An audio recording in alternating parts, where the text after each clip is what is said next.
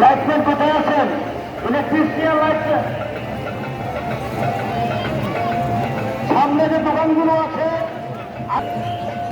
সামনে যে দোকানগুলো আছে আপনার আগরবাতি মোমবাতি, এই দোকানগুলো আপনারা সরিয়ে ফেলেন মাঠ থেকে।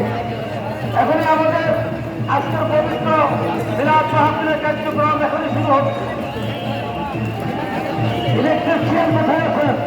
আপনি স্টেজে